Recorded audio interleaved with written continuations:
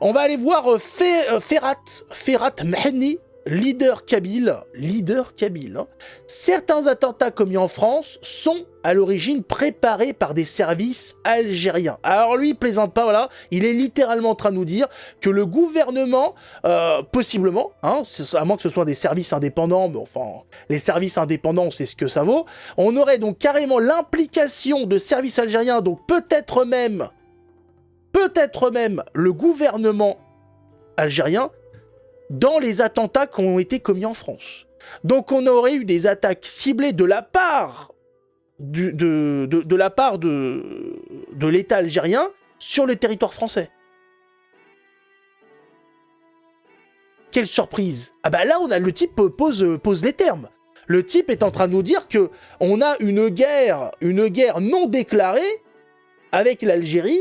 Et on a le gouvernement français qui continue de se coucher devant les Algériens en train de dire non, on continue, non, ils sont gentils, c'est nos amis, c'est des bisous, tout ça. Le monsieur, j'imagine qu'il pèse ses mots quand il parle. Leader kabyle, il est pas là pour raconter des conneries, hein. Il va pas nous parler de comment on fait un tagine. Que vous pensez qu'aujourd'hui,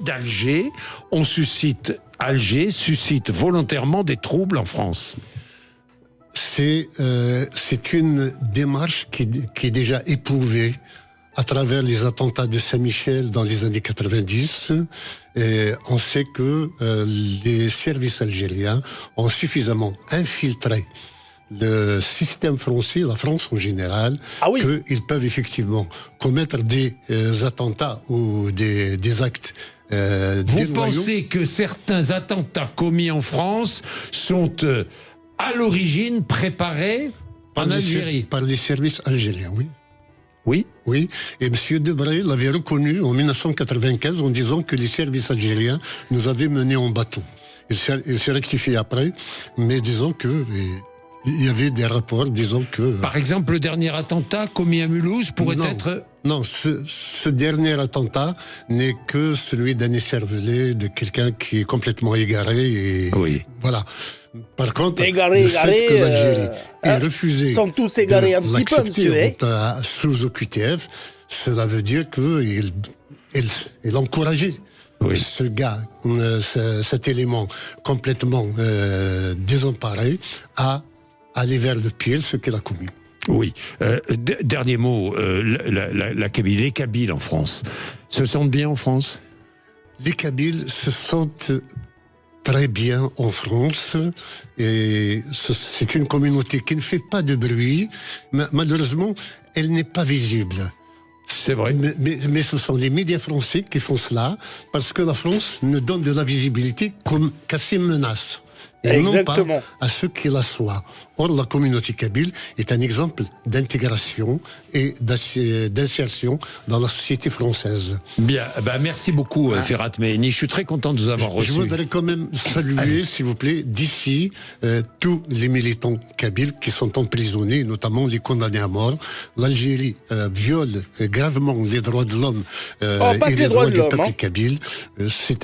C'est un cri de détresse et j'espère que les instances internationales vont prendre ça en compte. Et d'ailleurs, le président d'Amnesty International hier a rendu hommage aux prisonniers kabyles, ce qui est une bonne chose. Eh oui. Les prisonniers kabyles, c'est-à-dire les problèmes, c'est que les Algériens sont un petit peu des salopards. Ils violent les droits de l'homme. Oui, oui, effectivement, on l'avait remarqué un petit peu que la communauté algérienne, la diaspora algérienne en France, c'est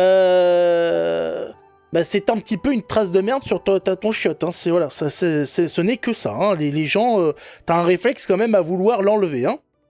Les Kabyles très gentils, les Kabyles très respectés de la France, les amitiés tranquilles. Il faudrait d'ailleurs proposer à nos amis kabyles de récupérer l'Algérie, de renvoyer nos amis les Arabes, là, peut-être rien à faire là-bas. Les péninsules arabiques, c'est plutôt plus loin, vers les est de la géographie. Il s'agirait peut-être de faire un voyage pour tout ce monde-là. C'est possible. Moi, je suis pour que l'Algérie revienne aux Kabyles.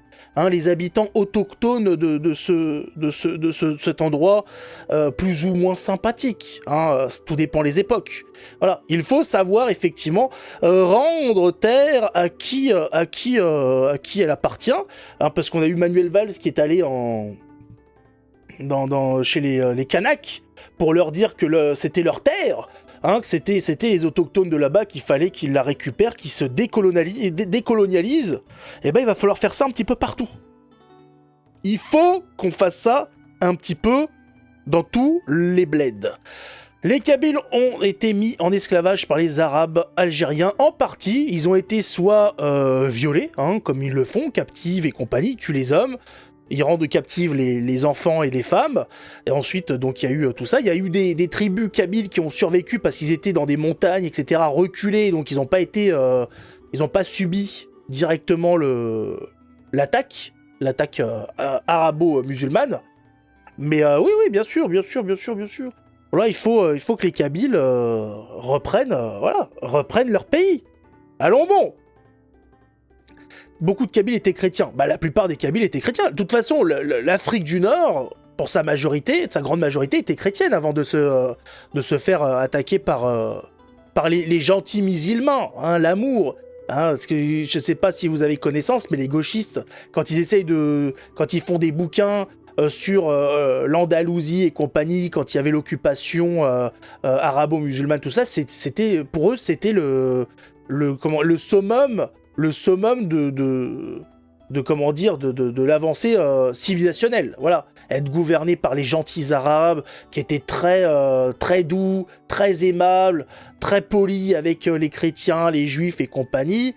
Sauf que quand tu regardes les faits, si t'enlèves les meurtres, les agressions, les mises sous esclavage, les impôts exclusifs selon telle ou telle religion et compagnie, ouais, il faut quand même tout prendre en compte dans l'affaire, hein. Un petit peu. Hein. Voilà. Prenons un petit peu tout, question de voir un point global. À l'Andalouse, le Fennec plus ultra. Ouais, à l'Andalouse, ouais. Je sais pas pourquoi ils ont gardé ce blaze d'Andalousie. Bon, Andalousie, ça sonne bien, voilà. Hein, on a tous comme ça. Moi, quand j'entends Andalousie, j'ai Francis Cabrel dans la tête, hein, avec sa chanson sur le taureau. Ouais, même si c'est une chanson de merde, hein, il faut le dire, c'est une chanson de merde, mais qui sonne bien. Voilà. Hey, c'est comme ça.